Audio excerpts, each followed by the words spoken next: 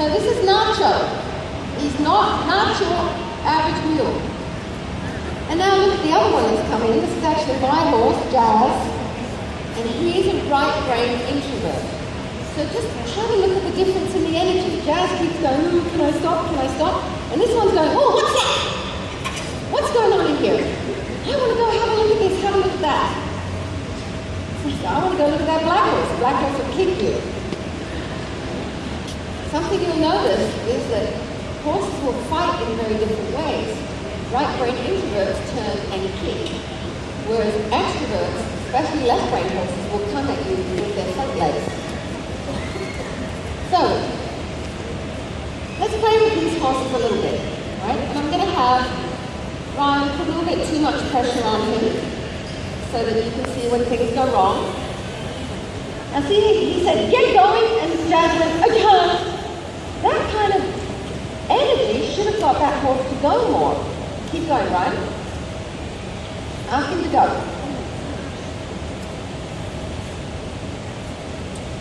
See how worried he gets? He's going forward, but thinking backwards. Actually, he's thinking, get out the gate. It's like it's much safer out there. So I want you to see that he keeps going, can I come back? I want to stop. I want to feel safe. I just want to be with you. And now let's have a look at this guy.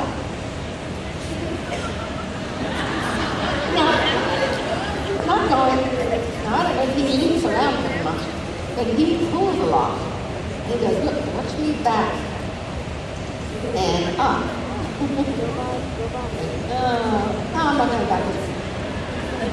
So left-brain horses or mules are very much dominant. They're very pushy. It's like, you're not the boss of me. They'll be all over you. They'll take advantage of you. And if you start to be over-controlling, they're going to start dragging you around. So, let's play circling game now. Yeah, he's like, no, come with me, baby. So I have a plan. That really wasn't in my plan, but okay, that was interesting. He smiles though. These horses usually make very good trick horses because they're always interested in like, oh, that's cool and that's new. Horses like that make terrible trick horses. He's like, he's really bothered right now, he wants to get out, and he doesn't want to stay out. He doesn't want to stay out of line. You see that? He keeps thinking that he can come back to Ryan.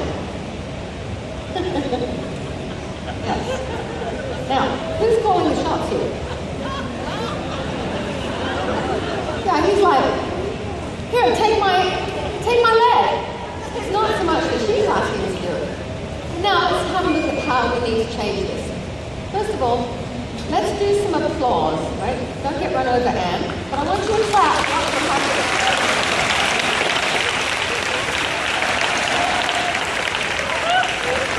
Okay. Clap again.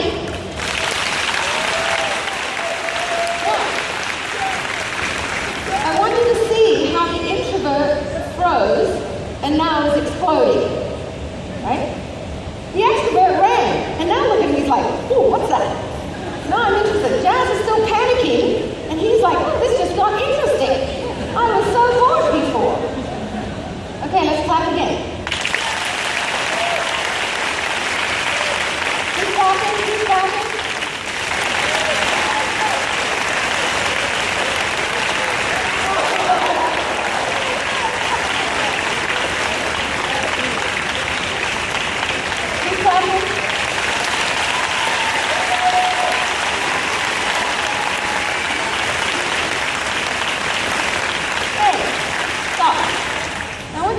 Something. The more you clapped, the worse Jazz got. He imploded first and then he exploded. And the more you hold him back, I've asked Ryan to do all the wrong things, right?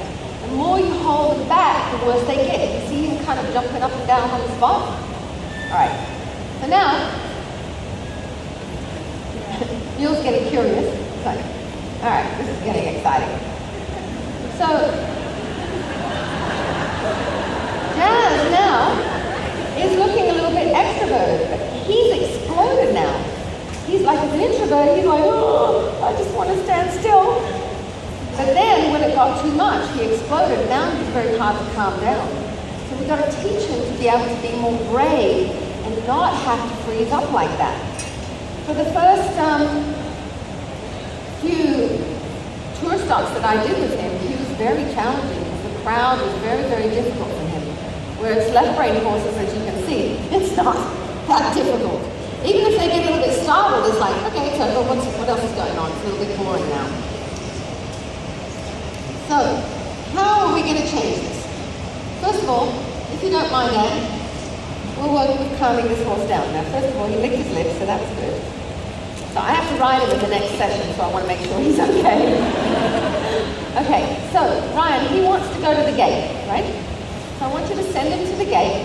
Just stand where you are, send him to the gate, and let the rope slide in your hand so that you don't shut him down. Every time he goes to the gate, just touch the spot with your stick and string. Ryan, can you hear me? Just like tag the spot near the gate without moving your feet. Send him. Send him. See how he wants to go to the gate? Touch the spot. And he comes back. Now he goes, touch the spot. Give him plenty of rope, don't trap him. There's got to be some slide. Good. And when he comes back, then we just stand there really quietly and don't do anything. The more action we have with an introvert, the worse it gets. So we have to be quiet and cause the horse to change his own ideas. So watch this.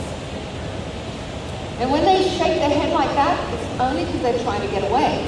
You'll notice they don't really do that at liberty. They go, oh, I'm trapped, and they want to fight against it. So that's why it's really important to have a lot of drift or slide in the rope.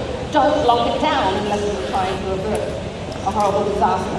Give them a little bit of drift. Watch him.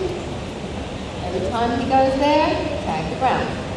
And we don't have to tag it very strong. That's already way too much pressure. So, as Pat talked about earlier, horse training is really nothing more than cause the wrong thing to be difficult or the undesirable thing to be difficult and the right thing or